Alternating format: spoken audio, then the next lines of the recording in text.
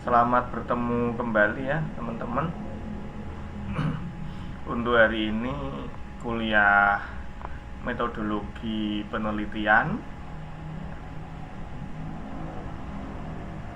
Walaupun kuliahnya diselenggarakan secara virtual, tapi saya harap kita tetap kompak, tetap semangat, dan tetap jaga kesehatan.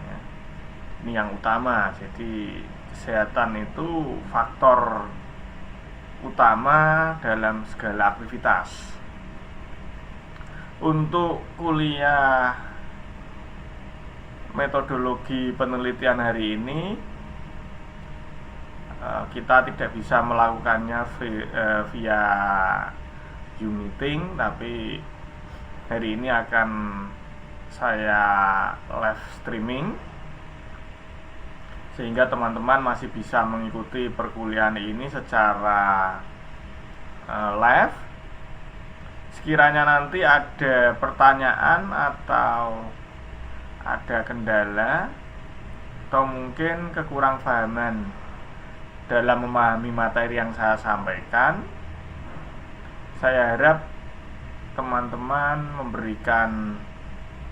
menyampaikan dan mengungkapkan apa yang menjadi kendala tadi ke dalam kolom komentar, sehingga kolom komentar yang ada di live chat bisa terbaca dan saya bisa menjelaskan ulang apa yang saya sampaikan. Materi hari ini masih tetap mengacu pada materi minggu-minggu yang lalu, yaitu tentang teori dan konsep dalam penelitian. Nah, harus kita ketahui teori dan konsep itu seperti apa. Teori sendiri itu apa, konsep itu sendiri apa, harus kita ketahui secara pastinya.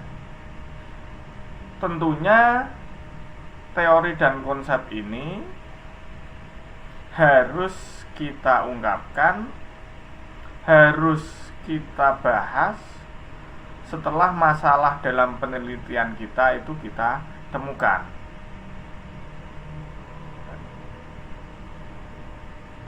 Sehingga ketika masalah penelitian kita atau problem statement dalam penelitian kita itu nanti bisa kita jelaskan secara ilmiah. Tentunya dilihat atau ditinjau dari teori-teori yang relevan. Relevan dengan siapa? Relevan dengan topik atau fokus penelitian kita. Kalau penelitian kita fokusnya ke akuntansi, ya berarti pembahasan teori-teori nanti yang berkaitan dengan akuntansi. Jangan teorinya yang kita bahas atau kita sajikan itu malah justru teori bahasa. Nah, itu berbeda. Kalau masalah kita tentang perbandingan sebuah penilaian, maka teori-teori tersebut ya harus berkaitan dengan perbandingan penilaian tersebut, sehingga masalah yang kita angkat akan dilandasi dengan teori-teori yang ada. Nah, untuk menggambarkan hubungan penelitian dengan teori bisa dilihat pada gambar berikut. Karena teori itu bersifat statis, sedangkan penelitian itu bersifat dinamis, maka otomatis tanpa kita sadari secara terus-menerus kita akan memodifikasi teori-teori lama, dan tanpa sengaja kita telah mengembangkan sebuah teori-teori baru tanpa kita sadari. Karena apa? Karena kita melakukan sebuah penelitian. Nah, pada intinya kita bisa menggunakan teori untuk mengatur dan menyusun pemikiran kita, serta untuk memperdalam dan memperluas pemahaman. Itu pada intinya. Nah, hubungan teori itu bisa dilihat dari gambar yang ada di tengah itu, ya. Itu gambar bulat, ya. Jadi pengembangan teori itu akan mendasari sebuah penemuan teori, lalu penemuan teori itu akan diolah, dibahas, didiskusikan dalam komunitas akademik, maka akan menjadi sebuah teori baru. Nah, teori baru ini kan saat ini untuk kita. Nah, mungkin untuk generasi setelah kita nanti, atau orang setelah kita melakukan penelitian nanti, teori baru yang kita sajikan akan menjadi teori lama, sehingga perlu dikembangkan lagi.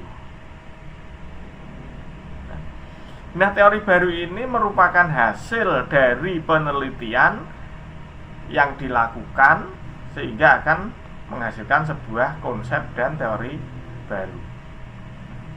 Jadi pengembangan teori itu mendasari sebuah penemuan teori. Penemuan teori itu akan menghasilkan sebuah teori baru. Nanti teori baru akan dikembangkan lagi oleh peneliti-peneliti berikutnya, ya, dalam sebuah penelitian dari pengembangan teori yang telah kita temukan. Ini hubungan antara penelitian dengan teori. Konsep ini harus kita pegang dulu.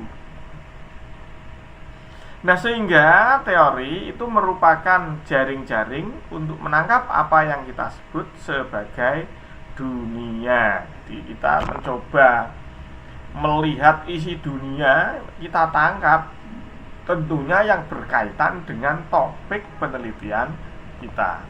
Itu yang disebut teori. Nah, dasar teori itu sendiri adalah serangkaian konsep-konsep, penjelasan-penjelasan, dan prinsip yang teratur dari beberapa aspek pengalaman manusia dalam fenomena yang terjadi. Fenomena di lingkungan sekitar kita itu kejadiannya seperti apa? Nah, teori itu bisa sebagai teori abstrak, ataupun teori itu bisa sebagai teori konstruk. Kalau teori itu sebagai teori abstrak, teori itu akan mereduksi pengalaman ke dalam serangkaian kategori. Dia akan direduksi, akan diambil, akan diserap, dan meninggalkan kategori yang lain.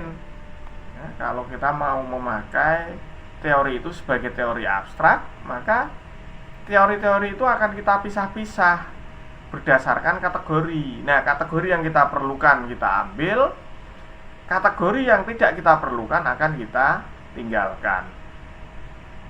Nah, kategori-kategori ini bisa berupa pola, bisa berupa hubungan, atau bisa juga berupa variabel. Ini sebagai teori abstrak. Sedangkan untuk teori itu sendiri sebagai teori konstruk, teori adalah hasil konstruksi manusia untuk menjelaskan sesuatu yang terjadi di dunia ini. Jadi pandangan-pandangan, persepsi-persepsi, opini-opini dari seluruh manusia yang ada tentang fenomena yang terjadi. Ini namanya sebagai teori konstruk. Jadi teori itu bisa dilihat sebagai teori abstrak, teori itu bisa dilihat sebagai teori konstruk. Ini gambar dari teorisasi, bisa dilihat, ya. The process of systematically formulating and organizing. Jadi organisasi formulasinya itu seperti yang ada di gambar itu, ya, organizing idea to understand particular phenomenon. Jadi untuk menggambarkan sebuah fenomena yang terjadi. Nah, kemudian untuk strategi teori itu sendiri, teori mana yang relevan dengan penelitian Anda, nanti teman-teman itu nanti diambil.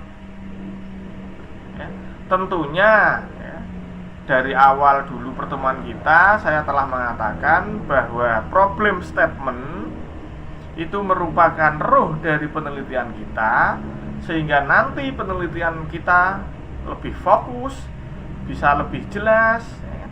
Itu kalau perumusan masalah itu tajam. Dengan adanya problem statement itu, maka akan memunculkan sebuah riset question. Nah, teori-teori yang kita ambil nanti tentunya teori yang dapat menjawab pertanyaan penelitian. Pak, pertanyaan penelitiannya apa? Kemarin sudah saya terangkan itu pas saat via YouTube itu ya, dimana ada kinerja pegawai ya, itu dipengaruhi oleh keterampilan dan lain-lain. Itu nanti silahkan dilihat-lihat lagi. Sehingga teori-teori itu yang kita ambil hanya teori-teori yang bisa menjawab pertanyaan penelitian kita. Jangan lantas kita ambil semua ya kan. Nah, ini Anda membuat laporan tugas akhir, lalu nanti pada bab 2 itu kan untuk menulis teori-teori yang berkaitan. Wah, nanti dimasukkan semua itu ya, dari teori dasar komputer, teori dasar ekonomi, teori dasar apalah, itu sebetulnya nggak perlu. Yang perlu kita masukkan ya teori yang relevan dengan penelitian kita, teori yang dapat menjawab pertanyaan penelitian kita. Nah, ini salah satu strategi menentukan teori yang tepat. Nah, bagaimana caranya? Caranya dengan memahami aspek-aspek teori dan menentukan posisi penelitian dalam peta teori. Nah, disinilah pentingnya riset gap. Jadi dengan riset gap yang ada, nanti kita bisa memetakan posisi dari teori kita itu di mana letaknya, sehingga nanti saya menggunakan teori apa saja ya. Tentunya kalau teman-teman mengangkat topik bidang akuntansi, ya teori-teori akuntansi yang diangkat topiknya. Kalau membuat sistem ya kan, berarti ya sistem itu sendiri seperti apa, baru nanti melibatkan sistem itu, kemudian baru teori akuntansinya. Nah, sekarang kita melihat aspek dari teorinya. Memahami aspek teori itu mencoba menjelaskan masalah tersebut dari aspek teori yang relevan. Nah, aspek teori bisa kita lihat dari 4 bagian ya. Dari arahan berteori, level of analysis ya. Terus kemudian fokus teori, lalu bentuk penjelasannya seperti apa. Nah, sekarang kita lihat satu-satu arah berteori. Yang pertama deduktif, karena memang nanti ada 2 nih, induktif dan deduktif. Nah, yang deduktif itu merupakan pendekatan dalam mengembangkan dan menegaskan suatu teori yang dimulai dengan konsep abstrak tadi ya. Kita mengambil bagian-bagian tertentu, bisa pola, bisa variabel ya, atau bisa hubungan ya. Lalu hubungan teoritis yang mengarah pada bukti empiris itu kita buat yang lebih konkret. Ini yang deduktif. Sedangkan yang induktif itu pendekatan untuk mengembangkan atau menegaskan suatu teori yang dimulai dengan bukti empiris ya. Kalau deduktif ya, dimulai dengan konsep abstrak ya. Kalau induktif dimulai dari bukti empiris, kemudian berkembang menjadi sebuah konsep abstrak. Ini kebalikan. Kalau deduktif diawali dari konsep abstrak, baru mengarah pada bukti empiris. Kalau induktif, diawali dari bukti empiris, mengarah ke yang lebih abstrak. Untuk level analisisnya, itu ada makro, ada meso, ada mikro. Kalau makro itu ya lebih besar, jelas dia makro ya, yang berfokus pada kehidupan.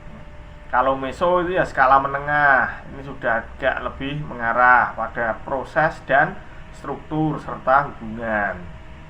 Kalau mikro itu lebih kecil lagi, dia lebih fokus lagi, ya kan, pada yang lebih kecil, ya, yaitu pada tingkat terjadinya sesuatu itu dalam jarak dan waktu. Lalu kalau fokus teoritis, ya kan, nanti ada teori substantif, ada teori formal. Teori substantif itu jenis teori yang terutama dibuat untuk suatu topik tertentu. Jadi substansinya itu apa gitu ya. Teori formal itu jenis teori umum yang diterapkan dalam berbagai topik spesifik ya. Jadi contoh dari teori substantif itu misalkan teman-teman mau memecahkan masalah keuangan pada laporan akuntansi perpajakan. Nah, ini sudah mengarah ke teori substantif. Jadi yang diangkat itu adalah masalah akuntansi perpajakan. Nah, formalnya adalah akuntansi itu sendiri dan perpajakan itu sendiri. Nah, dari dua teori formal itu nanti yang lebih spesifik itu lantas kita kombinasikan menghasilkan sebuah teori substantif baru, yaitu akuntansi perpajakan.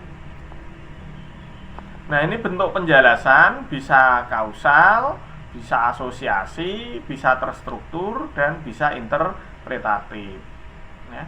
Kalau kausal itu jenis penjelasan teoritisnya itu mengenai terjadinya peristiwa, cara kerjanya, hubungannya ya, itu dijelaskan, itu kausal namanya. Kalau asosiasi itu ya ada dua peristiwa yang memiliki asosiasi dengan faktor-faktor yang mempengaruhinya. Faktor X dipengaruhi oleh Y, A, B, C ini dipengaruhi oleh X, Y, Z. Nah, itu asosiasi namanya. Kalau penjelasan terstruktur itu jenis penjelasan mengenai alasan terjadinya peristiwa. Kalau kausal tadi mengenai terjadinya peristiwa, kalau terstruktur itu alasan terjadinya peristiwa. Kalau interpretatif itu penjelasan teoritis mengenai alasan terjadinya peristiwa dan cara. Saya hari-hari ini sering bersin itu, maaf. Alasan terjadinya peristiwa dan cara kerja berbagai hal yang dinyatakan dalam makna dan bentuk secara sosial. Nah, ini dipandang secara subjektif berdasarkan subjek karo interpretatif. Untuk memahami peta teori ya, nanti kita mencoba menjelaskan masalah tersebut dari posisi dalam peta teori tentunya yang relevan dengan penelitian yang akan kita angkat. Tentunya akan ada beberapa pertanyaan tentang bagaimana cara memetakan teori, mapping teori. Harus kita ketahui dulu bahwa pemetaan teori itu adalah memahami teori itu seperti apa dan posisi teori tersebut dalam ilmu pengetahuan dan teknologi. Jadi kita harus paham betul ini dulu. Memahami teori itu seperti apa? Kaitannya dengan ilmu pengetahuan dan teknologi. Nah, ada 3 hal yang harus diperhatikan dalam memetakan teori. Yang pertama, teori itu masuk ke dalam konteks apa? Konteksnya apa dulu? Terus kemudian teori tersebut masuk ke dalam paradigma yang mana? Terus kemudian kebiasaan dari penelitian-penelitian yang telah ada, tradisi teori itu ya, tradisi teoritis dari suatu teori tersebut, di mana ya kan, posisi dari penelitian-penelitian yang telah ada itu kalau mengungkapkan teori tentang hal atau tentang sesuatu itu diletakkan di posisi mana. Nah, ini harus kita ketahui ya. Contohnya ya, konteksnya tadi tentang laporan perpajakan. Ini konteksnya ya kan. Paradigmanya apa? Cara atau mungkin paradigmanya adalah agar mempermudah suatu laporan perpajakan dalam akuntansi. Nah, tentunya kita harus bisa meletakkan di mana teori-teori perpajakan dan teori-teori akuntansi itu posisinya dalam sebuah penelitian yang besar. Setelah kita bisa meletakkan posisi di mana letak dari topik kita, maka kita sudah bisa memetakan teori yang kita angkat. Nah, inilah yang disebut riset gap. Untuk langkah-langkah pemetaan teori itu kita bisa melaksanakan dari gambar di layar teman-teman itu dari kiri sampai dengan kanan. Diawali dalam teori tersebut ada konsep apa saja ya. Nanti teman-teman baca satu paper atau artikel ilmiah, dibaca, dipahami ya kan. Nah, di dalam paper atau artikel ilmiah tersebut itu ada konsep apa saja, dicatat ya. Lalu setelah itu kita harus tahu bagaimana konsep-konsep dalam teori tersebut terhubung ya. Hubungannya itu seperti apa? Nggak mungkin satu konsep, mesti ada beberapa konsep dalam sebuah teori. Terus kemudian korelasinya seperti apa? Ya.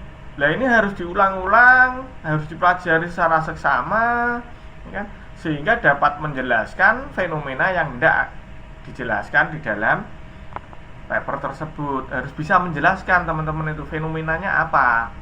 Itu satu paper. Nah, padahal untuk membuat sebuah penelitian kita harus lebih dari satu paper, nggak mungkin hanya satu paper. Nah, itulah sulitnya sebuah penelitian. Makanya saya bilang di awal bahwa penelitian itu sulit tapi menyenangkan ya.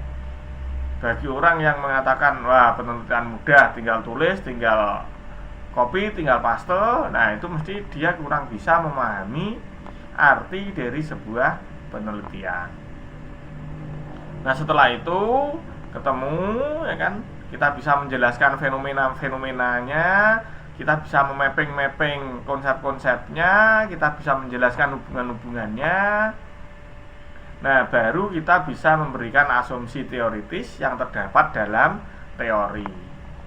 Nah, asumsi kita apa? Sehingga kita bisa memberikan sebuah kalimat, kita bisa memberikan sebuah pandangan, kita bisa memberikan sebuah opini. Lantas, fenomena-fenomena yang menjelaskan teori tersebut apa saja? Sejauh mana fenomena yang hendak dijelaskan? Kita mau modelnya makro, kita mau mengambil level yang meso, atau kita mau mengambil level yang mikro. Apakah bisa semuanya, Pak? Bisa ya kan?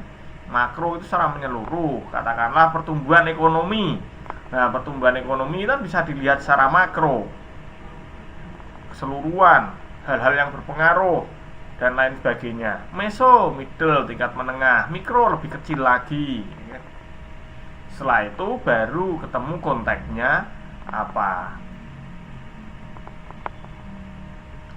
Ini peta teori. Ini peta teori nggak begitu kita perhatikan lah. Ini terus bagian-bagian dalam teori. Ada asumsi, hubungan, konsep, dan unit analisis. Untuk masalah ini, gambar yang asumsi, hubungan, konsep, dan unit analisis sudah saya terangkan minggu kemarin kalau tidak salah. Ya, asumsi kita skip aja. Hubungan, ya, proposisi, hipotesis ini juga sudah kita terangkan di minggu yang lalu. Ini unit analisisnya, ya, ini konsep penelitian, ya. Konsep penelitian atau konsep adalah unit mendasar dari teori. Nah, konsep dari kemarin yang saya terangkan dari gambar tadi ada konsep, hubungan, ya, unit analisis, teori. Ya. Jadi konsep itu sendiri adalah unit mendasar dari teori. Nah, teori itu apa? Teori itu sesuatu yang bisa menggambarkan dalam fenomena yang real di dalam dunia nyata. Itu teori. Nah, konsepnya itu adalah yang mendasari teori tadi. Sehingga konsep teoritis adalah ide yang dapat diungkapkan sebagai simbol dalam kata-kata. Berarti intinya sebuah simbol yang dapat dinarasikan. Atau kita mau pakai definisi lain, yaitu konsep adalah sebagai gagasan yang dipikirkan secara dalam, secara matang, sehingga dapat didefinisikan dengan cermat dan menjadi eksplisit dalam suatu teori. Sehingga dengan demikian konsep itu bisa ditarik sebuah kesimpulan bahwa konsep itu terdiri dari dua bagian utama, yaitu simbol dan definisi. Simbol itu kata, karakter yang dituliskan. Definisi itu makna dari kata tersebut. Katakanlah konsep itu simbol, ya. Konsep itu simbol karena apa? Kata konsep. Tapi konsep itu mempunyai makna, mempunyai arti. Nah, makna dan arti inilah yang disebut dengan definisi. Ini eksplikasi konsep, ya. Aplikasi konsep itu secara sederhana dapat diartikan sebagai suatu cara berpikir. Jadi cara berpikir kita itu berusaha menghubungkan konsep yang bersifat abstrak, ya, dengan gejala-gejala fenomena yang terjadi itu secara empiris, tetapi kita bisa menjelaskan secara konkret. Sehingga konsep tersebut itu bisa diamati, bisa diukur dengan menggunakan metode-metode tertentu. Nah, keakuratan pengukuran dari metode-metode berdasarkan observasi tadi, inilah yang disebut validitas. Jadi valid. Terus kemudian kalau kita sudah tahu bahwa media itu adalah valid, maka kita bisa mengukur dari alat yang kita gunakan sehingga kita bisa memastikan bahwa alat kita handal. Nah, alat yang kita ukur dengan metode tertentu yang mengatakan bahwa alat kita, media ukur kita benar dan valid tadi, setelah kita nilai menjadi akurat. ya, maka inilah yang disebut reliable. Jadi kita akan sering mendengar valid dan reliable. Nah, ternyata valid dan reliable itu adalah untuk mengukur suatu data ya, dengan cara pengamatan, dengan cara metode-metode tertentu sehingga menghasilkan nilai. Nah, nilai tadi tentunya bernilai valid dan handal yang disebut dengan reliable. Lalu untuk menjelaskan komponen-komponen penyusun teori dan menerjemahkan dalam sebuah penelitian, itu nanti hasilnya berupa riset konsep. Jadi setelah kita nanti berhasil menyelesaikan penelitian kita, maka hasil dari penelitian kita itu merupakan riset konsep atau konsep dari sebuah penelitian. Itu ada contohnya, misalnya ya, pengaruh warna wallpaper terhadap mood. Nah, tentunya di sini akan menjelaskan semua konsep dari variabel X dan variabel Y. Pengaruhnya warna terhadap mood itu seperti apa? Warna itu X dan moodnya itu adalah Y. Warna wallpapernya itu X, sedangkan mood dari orang itu Y lah. Pengaruhnya itu nanti seperti apa? Nah, ini semua konsep-konsep untuk bisa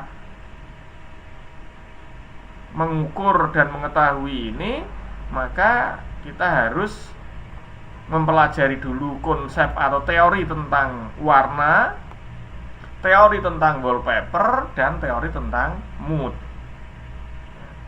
seseorang gitu ya. Jadi seperti itu. Untuk konsep riset itu yang pertama harus merupakan sebuah tema. Yang kedua, konsep harus memiliki definisi yang eksplisit dan mapan. Yang ketiga, konsep dapat menguraikan apa yang ingin kita ukur dan kita analisa. Nah, untuk analis alat ukur nanti ya dalam sebuah konsep, alat ukur itu nanti bisa disesuaikan dengan definisi konsep tersebut. Nah, definisi konsep kalau sudah salah dari awal, maka dalam hal penelitian kita nanti kita juga akan mengukur hal yang salah. Nah, kalau hal yang kita ukur itu salah, ya berarti hasil penelitian kita juga akan salah. Itu balik pada materi-materi awal kita dulu ya, ada ketepatan masalah ya, masalahnya benar, solusinya benar. Ini penelitian yang baik. Ada rumusan atau permasalahan yang salah tapi solusinya benar. Nah, ini penelitian yang coba-coba. Jadi kita coba-coba saja. Ya, ada yang rumusan masalahnya benar tapi solusinya salah. Nah, ini orang yang tidak mengerti. Ya.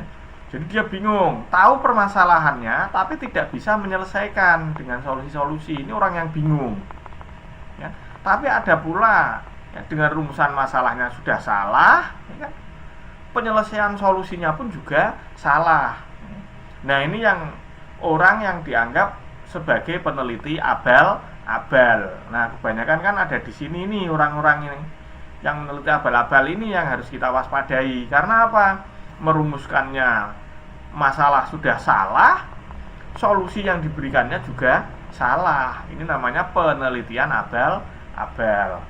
Yang pertama tadi itu adalah orang yang benar dalam melakukan penelitian ya, rumusannya benar, solusi benar. Yang kedua, permasalahannya benar, solusinya salah ya, ini orang yang bingung.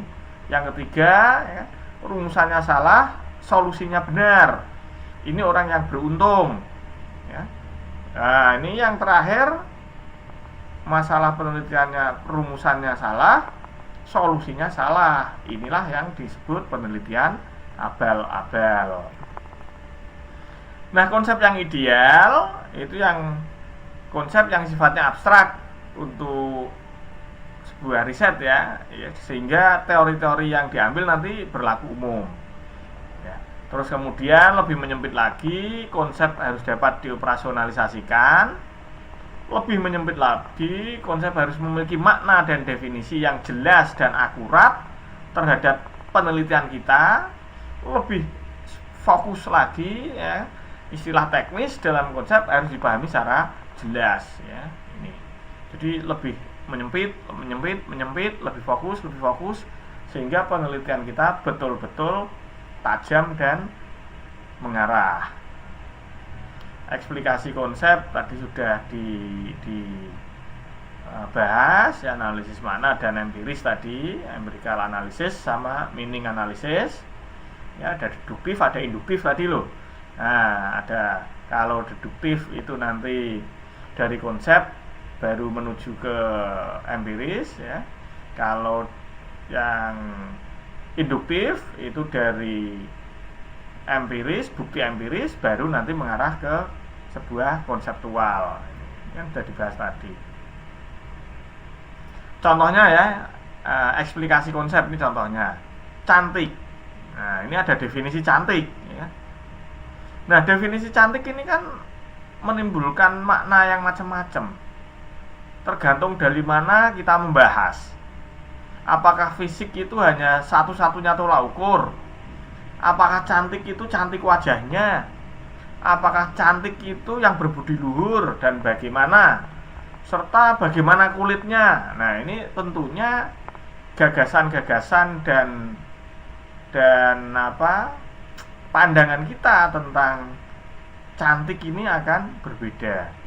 Nah, untuk membuktikan cantik itu yang berwawasan melihat wajah, tentunya ada kriteria-kriteria. Yang mengilhami cantik itu adalah berbudi luhur, juga tentunya mempunyai teori-teori tersendiri. Inilah yang disebut eksplikasi konsep.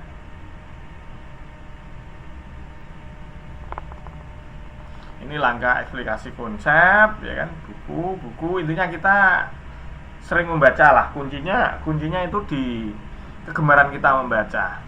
Biasakan kita itu membaca artikel-artikel ilmiah yang ada di jurnal-jurnal. Tentunya tidak semua artikel ilmiah itu sesuai dan baik gitu ya. Kita harus bisa memilih dan memilah mana yang sesuai dengan penelitian kita, mana yang tidak sesuai dengan penelitian kita. Seandainya sesuainya pun ya kan, mana yang baik untuk penelitian kita, mana yang tidak baik untuk penelitian kita. Karena tadi ya, dalam membaca artikel ilmiah ingat, ketepatan rumusan masalah ya kan, benar, dan solusi yang ditawarkan adalah benar. Ini yang harus kita baca. Jangan yang lain. Ketiga kriteria tadi, yang beruntung, yang abal-abal itu jangan ya.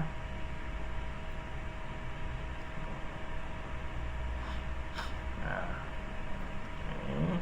ini contoh yang menonton televisi ya, dari konten, dari frekuensi, dari aktivitas. Jadi ada sebuah indikator ya. Penonton televisi itu bisa dinilai atau bisa dari kontennya ya. Televisi itu ada acara yang menarik untuk penonton, sehingga menonton televisi itu menjadi sebuah daya tarik tersendiri. Kemudian ada yang meneliti dari kontennya ya. Oh, ternyata televisi itu menarik karena kontennya bagus. Nah, konten yang bagaimana? Apakah yang lokal, nasional, atau internasional? Kan? Ini baru dari konten. Oh, ternyata yang frekuensinya mudah dicari kan? Ada lagi yang sulit dicari, sehingga apa? Nanti kaitannya dengan high viewer dan low viewer. Atau mungkin dari aktivitas sosialnya ya kan? Nonton TV itu bisa sambil makan ya, nonton TV bisa sambil ngobrol ya, dan lain sebagainya. Ini bisa pelajari ini ya. Ini yang tipe-tipe konsep ya. Ini tipe-tipe konsep, ada yang singular, ada yang kelas, ada yang variabel, ada yang relasional, ada yang meta. Kita lihat yang singular.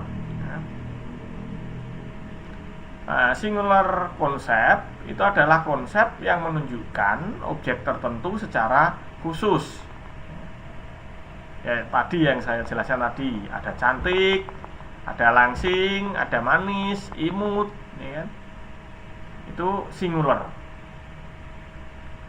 Jadi bisa menunjukkan objek secara khusus. Kalau kelas itu mengelompokkan beberapa singular ke dalam satu satuan. Ya, contohnya cantik, ya. Cantik bisa dilihat dari bentuk fisik, gitu ya. Terus kemudian jenis kelamin nanti bisa dikelompokkan antara laki-laki dan perempuan. Ya. Ini yang saya bahas antara laki-laki dan perempuan. Kalau yang bukan laki-laki dan bukan perempuan itu saya nggak tahu itu.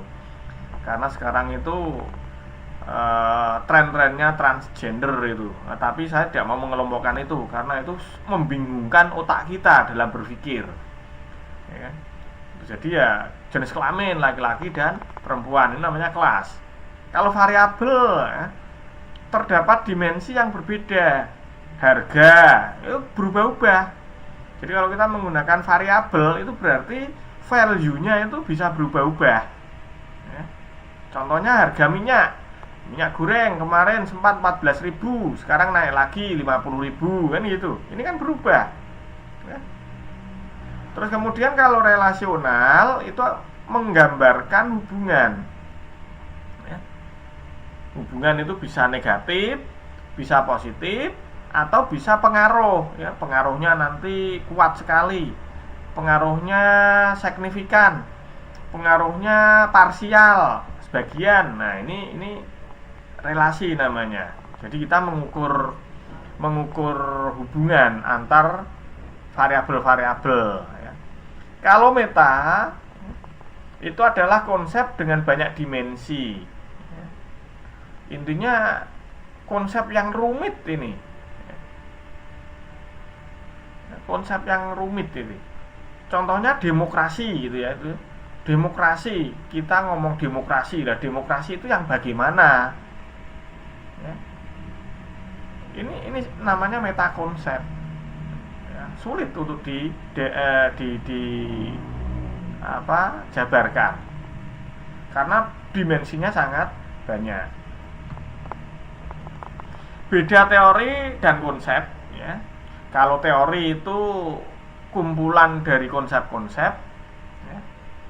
Kalau konsep itu ya konsep itu sendiri. Jadi teori itu ya sudah gabungan dari beberapa konsep ya, yang saling terhubung membentuk satu kesatuan, itu namanya teori. Tapi kalau konsep ya konsep itu sendiri satu-satu gitu ya.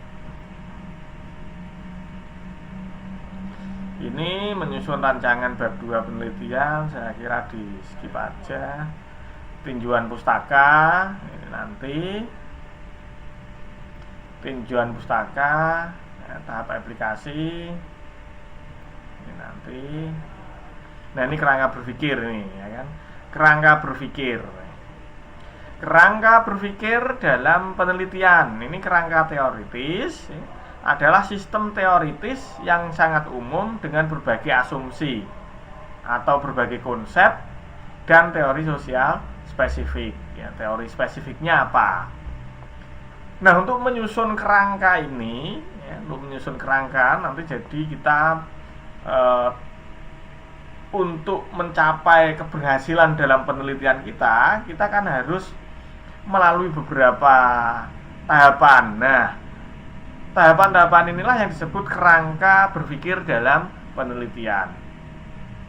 Nah, dalam menyusun kerangka penelitian, kerangka berpikirnya yang pertama adalah menentukan variabel penelitian.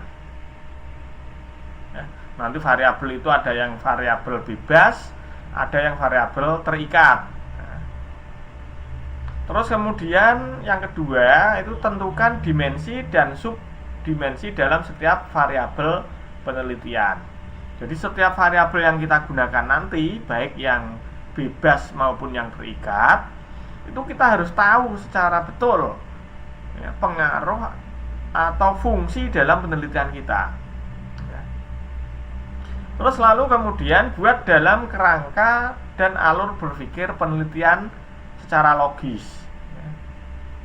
Jadi nanti dibuat setelah ketemu variabelnya, kita tahu dimensi variabelnya, lalu baru kita buat kerangka alurnya, hubungan-hubungannya.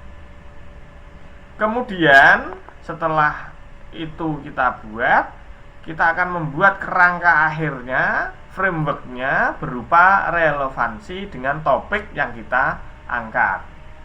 Nah, relevansi dengan topik kita itu bagaimana, seperti apa. Nah, inilah yang disebut kerangka berpikir dalam penelitian. Nah, biasanya kalau kita melihat laporan-laporan yang sudah ada di lingkungan kita kan hanya kotak, tulisan apa, pinggir apa, itu ya itu sudah seperti kayak paten seperti itu ya. Padahal bukan itu. Bukan seperti itu cara menyusunnya. Ya. Cara menyusunnya ya harus kita tahu dulu variabelnya. Ya, tentunya kalau kita tahu variabel, kita harus lebih tahu dulu rumusan masalahnya kita. Ya. Permasalahan penelitian kita apa? Setelah itu kita tahu variabelnya, kita tahu setiap dimensi dari variabel itu, baru kita susun alurnya. Nah, setelah ketemu alur-alur dari variabel-variabel tersebut, kita susun menjadi satu rangkaian kerangka kerja yang mempunyai hubungan dengan topik penelitian kita. Nah, inilah yang disebut kerangka berpikir dalam penelitian. Ini contohnya ini. Ini kita skip aja ya. Nah, ini nggak usah, tugas minggu depan nggak usah ya, nanti malah repot ya. Nanti ini tugas, ini nggak usah tugas ini. Nah, mungkin untuk materi hari ini dalam mata kuliah virtual metodologi penelitian saya akhiri. Kalau sekiranya teman-teman ada pertanyaan, bisa disampaikan melalui kolom komentar yang ada di live chat. Untuk hari ini perkuliahan saya akhiri sekian. Sekali lagi saya ucapkan terima kasih. Mohon maaf. Selamat pagi.